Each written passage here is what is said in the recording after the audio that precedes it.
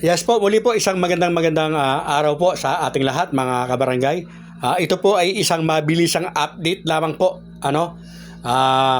Ito po ay ang interview ni Congressman Odocado at parang attorney po ito o isang abogado. Pakinggan po natin ang kanyang pahayag.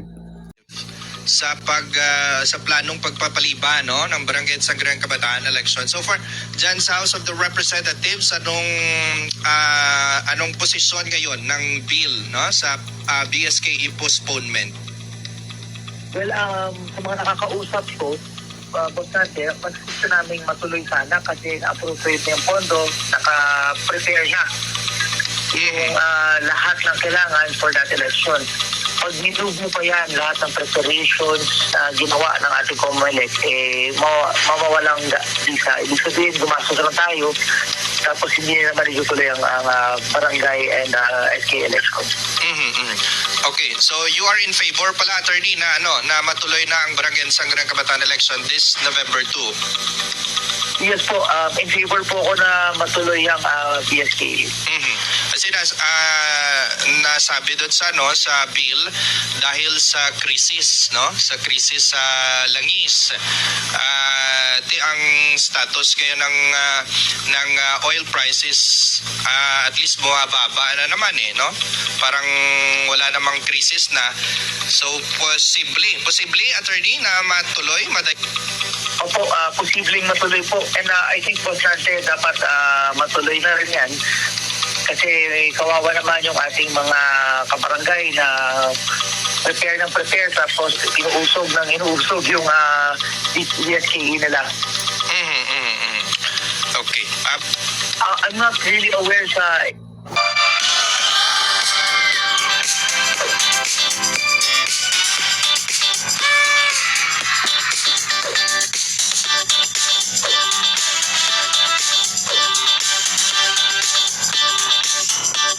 exact date about Sanchez, pero from among the members na mga kaibigan natin na tinatanong-tanungan din natin, mukhang tutuloy talaga siya. I'm just not sure which date ang i-schedule nila. So dapat be ready ng mga tatakbo this election.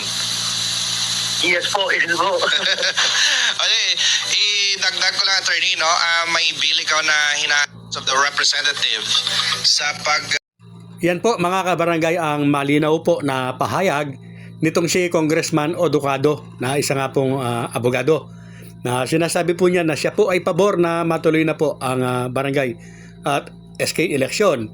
At ayon po sa kanya ay may nakakausap din po siya na mga congressman na gusto na rin po na matuloy ang halalan.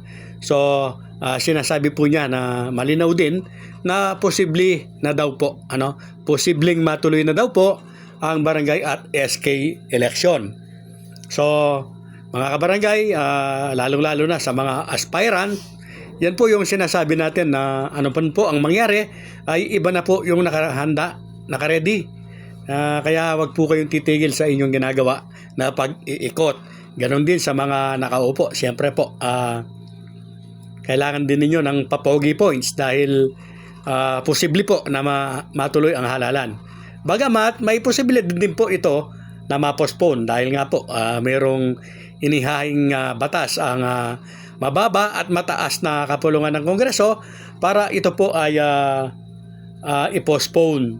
So ang update ko lamang po ngayon ay yan nga po, isang abogado po na congressman ang nagsasabi po na posible, yes po, posibleng matuloy na ang barangay at SK election sa November 2, 2026. Bagamat hindi ko po maintindihan, meron siyang parang sinabi na moving date. Hindi po ako sigurado mga kabarangay, at antabayan na lamang po natin ang mga susunod pa po na mga mangyayari. So yan lamang po ang mabilisang update natin sa araw na ito patungkol po dito sa usaping barangay at SK election.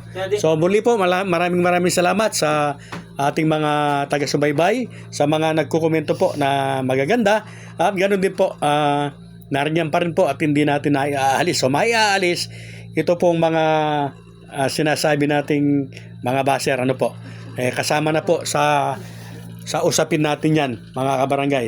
Muli po, maraming salamat po sa inyong lahat. Coiners Ring.